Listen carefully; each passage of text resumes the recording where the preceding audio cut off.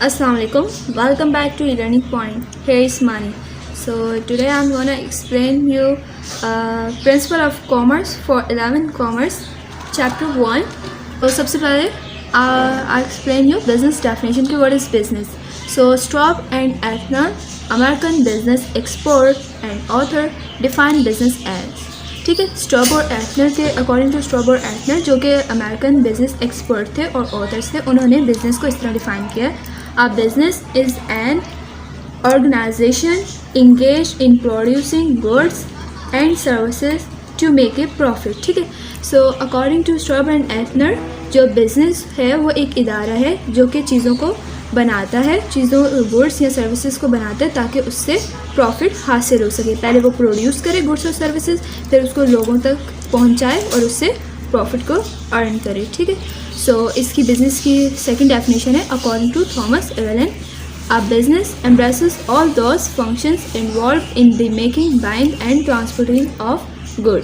ठीक है, so according to Thomas Avelon, यानी कि थॉमस एवेलन कहता है कि जो बिज़नेस है वो चीज़ों के यानी कि चीज़ें किस तरह बनती हैं, उनको सेल किस तरह किया जाए और उनकी ट्रांसपोर्टेशन किस तरह की जाए, उसको बिज़नेस जो है ये तमाम फंक्शंस को जो है वो डील करता है.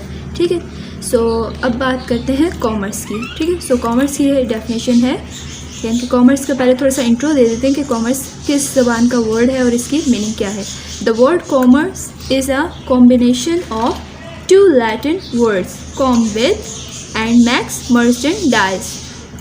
Commerce mean distribution and exchange of goods and services. Commerce is a social science which is associated with trade and it's to trade. ठीक है, सो अब कॉमर्स की बात करते हैं कि जो कॉमर्स जो है वो टू लैटिन वर्ड्स का मिक्सचर है. ठीक है, वो कॉम्बिनेशन है टू लैटिन वर्ड्स का. कॉम का मीन है विद एंड मैक्स मीन है मर्चेंडाइज.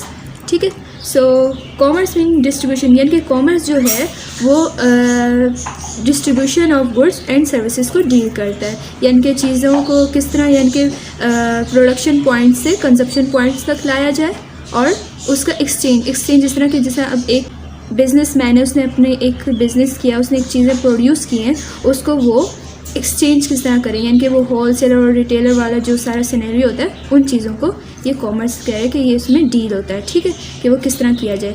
ये एक सोशल साइंस है which is associated with trade and it's to trade, यानी कि जो एसोसिएट करती है ट्रेड यानी कि तिजारत से और इट्स टू ट्रेड, जो ट्रेड्स के यानी कि स्कोप्स कह लें, इंडस्ट्रीज कह लें, उनको डील करती है. सो अब बात करते हैं स्टेफनसन डेफिनेशन ऑफ कॉमर्स की, यानी कि स्टीफनसन की डेफिनेशन कॉमर्स की. So commerce is the total of those activities which remove the hindrance of time, person and place in the exchange of good. So स्टेफनसन कहता है कि जो कॉमर्स है वो यानी कि इन तमाम एक्टिविटीज़ को डील करती है जो कि यानी कि जो टाइम की रुकावट होती है या जो लोगों की रुकावट होती है या प्लेस के जो मसले मसाइल होते हैं ट्रांसपोर्टेशन की या एक्सचेंज ऑफ गुड्स की, इन तमाम एक्टिविटीज़ को कॉमर्स डील करता है. हम कॉमर्स में इन तमाम एक्टिविटीज़ को डील करते हैं. ठीक है, जो चीज़ें हमारी यानी कि टाइम की मुश्किल को हल कर देती है, पर्सन की या प्लेस की हमारी रुकावट को दूर कर देती है, उसको हम कहते हैं कि ये कॉमर्स है. ठीक है, ये कॉमर्स की एक्टिविटी है. सो अब देखें, अब बात करते हैं ब्रिटिशर और अमेरिकन वर्ड्स की. ठीक है, अब जिस तरह के अमेरिकन्स की आपको पता होगा कि अमेरिकन्स की इंग्लिश अलग होती है, ब्रिटिशर की इंग्लिश जो है वो अलग होती है, यानी कि मीनिंग सेम होते हैं लेकिन वो वर्ड्स डिफरेंट यूज़ करते हैं. अब जिस तरह ये देखें, ब्रिटिशर जो है वो कंपनी बोलते हैं. ठीक है, और जो अमेरिकन्स हैं वो इंस्टीट्यूट ऑफ कंपनी कॉरपोरेशन कहते हैं. ठीक है, जबकि इन दोनों का मीनिंग सेम ही है. अब ब्रिटिशर जो है वो डिबेंचर बोलते हैं. ठीक है, डिबेंचर, और जबकि अमेरिकन जो हैं वो बॉन्ड कहते हैं. सो ब्रिटिशर जो है वो लिमिटेड कहते हैं, जबकि अमेरिकन वाले जो हैं वो इनकॉर्पोरेटेड कहते हैं. ब्रिटिशर में शेयर होल्डर्स बोलते हैं. ठीक है, और अमेरिकन वाले जो हैं वो स्टॉक होल्डर्स कहते हैं. इन दोनों वर्ड्स की मीनिंग सेम है. ठीक है, सो अब बात करते हैं इम्पोर्टेंस ऑफ कॉमर्स की. So commerce is of great importance to an individual as well as to the society.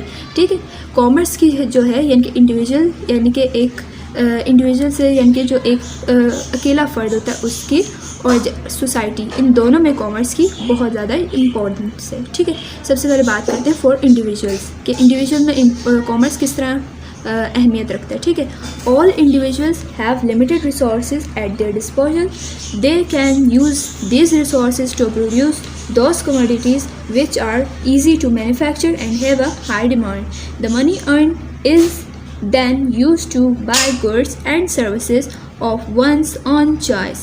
In this way, every individual can satisfy his want. ठीक है, अब बेसिकली देखिए मैंने हर एक चीज़ की डेफिनेशन को लिखा हुआ है और एक्सप्लेन किया हुआ है। ये आपके एक तरह नोट्स भी बन जाएंगे, आप चाहें तो आप इसको नोट डाउन कर लें। ठीक है, ताकि क्योंकि ये जो बोर्ड आता है इसमें आपसे पूछा जाता है कि what is commerce, importance of commerce बताएं या स्कोप ऑफ कॉमर्स क्या है।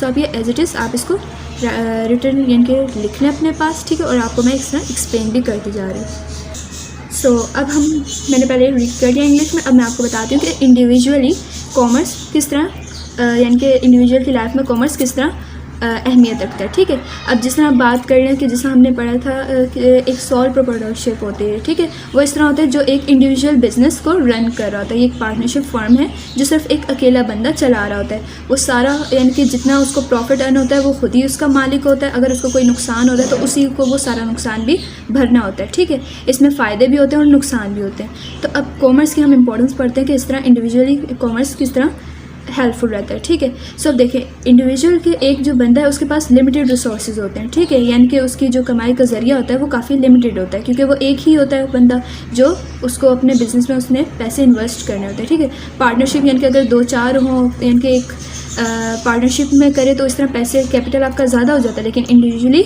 लिमिटेड रहता है। ठीक है, सो वो उन चीज़ों को प्रोड्यूस करता है जिसकी डिमांड सबसे ज़्यादा होती है और उसकी प्रोडक्शन के लिए काफ़ी यानी कि उसको जो उसकी प्रोडक्शन कॉस्ट हो वो भी कम पड़े, लेकिन उसकी जो मार्केट डिमांड हो वो भी हाई हो। ठीक है, इंडिविजुअली वो चीज़ प्रोड्यूस करता है। तो जब वो उसकी जो चीज़ है वो सेल होती है, जो उसको मनी अर्न होती है, वो दोबारा अपने बिज़नेस को चलाने के लिए उसके ही यानी कि अगर वो सॉप की मिसाल लेने के अगर वो सॉप प्रोड्यूस कर रहा है तो सॉप की देखें इस तरह हाई डिमांड भी है क्योंकि हर घर में सॉप यूज़ हो रहा होता है, डिफरेंट सॉप यूज़ हो रहे होते हैं। ठीक है, सो वो अगर सॉप प्रोड्यूस करता है तो जब उसके सेल होती है तो जो उसको प्रॉफिट अर्न होता है वो उसी से अपना दोबारा से जो सॉप बनाने का मटेरियल होता है वो ख़रीदता है और फिर अपने बिज़नेस को इस तरह चलाता है। इंडिविजुअली इस तरह अपने बिज़नेस को चला रहा होता है। ठीक है, इस तरह वो अपनी जो उसकी वांट होती है यानी कि जो उसकी ज़रूरियात होती है इस तरह उसकी ज़रूरियात भी पूरी होती जाती हैं और वो अपना बिज़नेस को भी इस तरह चला रहा होता है। अब बात करते हैं फॉर सोसाइटी की। ठीक है, so those countries which are specialised in the production of certain goods found in abundance can sell to other countries and can buy some other goods from those countries.